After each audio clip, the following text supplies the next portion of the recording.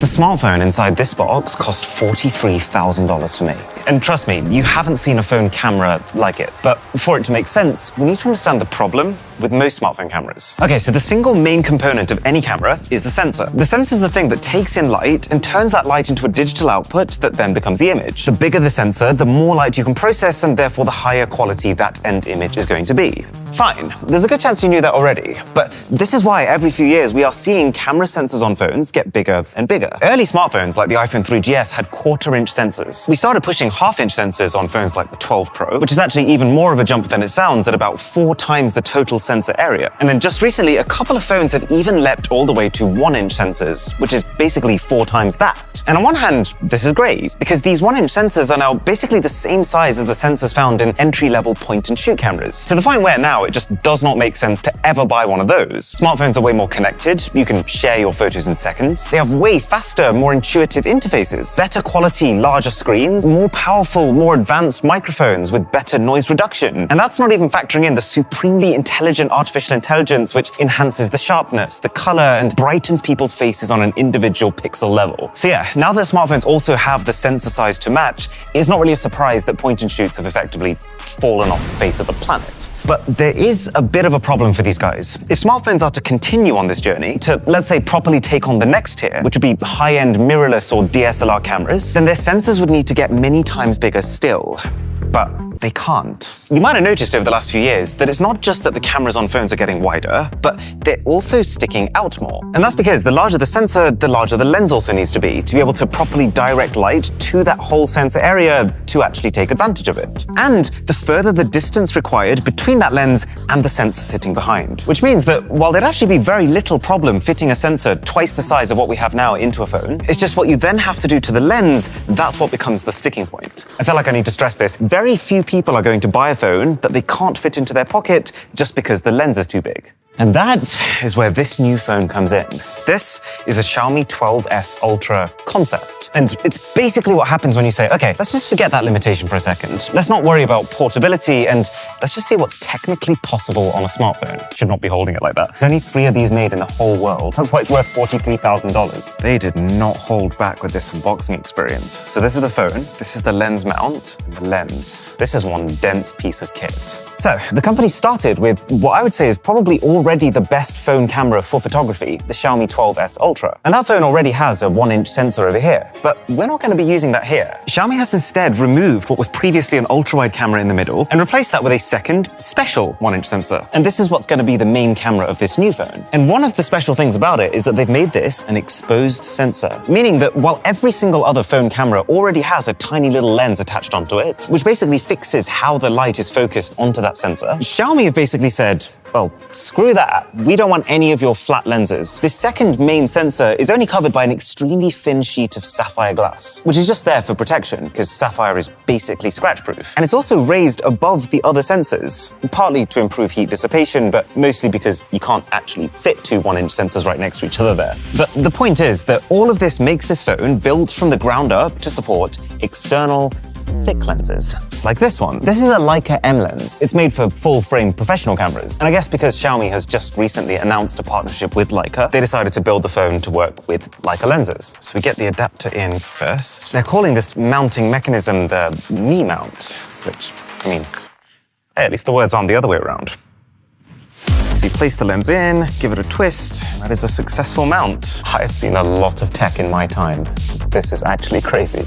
And what it means is pretty cool. Compared to the ordinary size lens that we had on the 12S Ultra, which sat at an aperture of f1.9, this one opens up that aperture all the way to as wide as you can possibly get on a phone, f1.4. The wider the aperture, the more light. And so f1.4 basically means that this system is getting in 2 times the amount of light of the pretty beastly already normal 12S Ultra. But then also, magnification. The main cameras on most phones are around 20 to 25 millimeters in focal length. This is a 35 millimeter lens with an additional magnifying adapter, which all basically means this is between 3 and 4 times magnified by default, losslessly using its main camera. So really, your main camera on the 12S Ultra concept is your telephoto camera. And then if you happen to want to take one-time shots, you take the lens off and use the normal 1-inch sensor over here. Do you know what's kind of cool about this? Last year, where we all saw the standard 12S Ultra, and we thought, oh, cool camera ring, and then just kind of carried on. No one realized that this phone was also being co-developed at the same time and designed to use that camera ring to mount actual lenses onto it. Xiaomi did a sneaky. I do have one quite fundamental problem with this whole system, but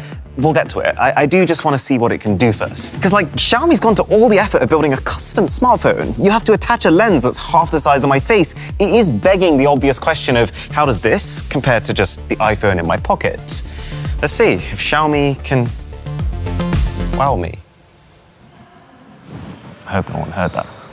So, for starters, more settings for sure. We've got focus peaking, which means that as I manually adjust the focus ring on this lens, the screen of the phone is going to highlight in red the bits that are in complete focus. You also get zebra lines, which are there to show you when something is overexposed. There's a full-on histogram as well, which shows the total brightness across the entire range of the image. Man, being able to fiddle with settings like this in a friendly smartphone interface, but with the hardware of a proper camera, is like a 10-year-old dream of mine come true. Leica. Huh. So what about the quality of the photos themselves? Bear in mind, this is not a completely fair test. To keep the images like for like, I am going to have to use the 3x zoom camera on the iPhone, which is not as good as its main camera. But, obviously, the difference is absolutely enormous. I started off with just some plain old shots of scenery, and you can see straight away the extra light gathering ability of this concept phone. It's not necessarily that the shots look brighter, but the extra light does mean more information as you kind of crop in to see the finer details. Interesting caveat though, because focusing at further distances requires basically a level of precision engineering that Xiaomi haven't managed to achieve here, this can only really focus on closer objects within about 20 meters. One thing that I thought would be really fun is to have a portrait mode comparison, because having a wide aperture large lens like this basically means that this is the first time ever that a smartphone can naturally achieve this DSLR-like separation between foreground and background, which is the exact effect that software-based portrait mode has been trying to simulate for the last 10 years. I mean, credit where due, the iPhone's fake portrait mode has reached a stage where, on its own, I don't think the average person would be able to tell that it's not taken on a DSLR. But side by side with the real thing, you do start to notice that it's not quite there. To be honest though, the single biggest area where you'll notice the benefits of a system like this is video. Because video is the one thing that most smartphones and their software-based solutions have struggled to recreate. I also got to mess around with it in low light. And this is the fun bit, because this is what's so interesting about this product. Because it answers the question that I've been thinking for the last 10 years. What would it look like to blend pretty high-end camera hardware with pretty high-end smartphone software, like night mode? Safe to say the results are about what you would expect them to see, but very cool seeing it in action. Okay, time to talk about the problem with this 12S Ultra concept though. But on a serious note for a second, if you do watch my videos regularly and you enjoy them, then I've been through a lot to get this video done. I've literally just come back from the emergency room in the hospital after a life-threatening allergic reaction. I've eaten nothing all day, and this is the most difficult room in the world to film in. Every single time that door opens, we have to stop filming. So yeah, a sub to the channel would be heartwarming.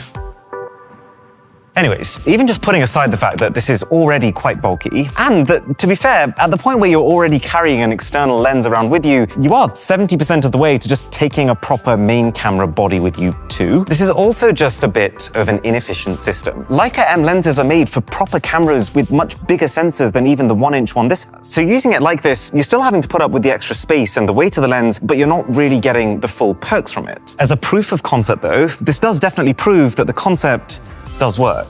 To check out my video on, funnily enough, why everyone's buying iPhones right now, that's here, and I will catch you there.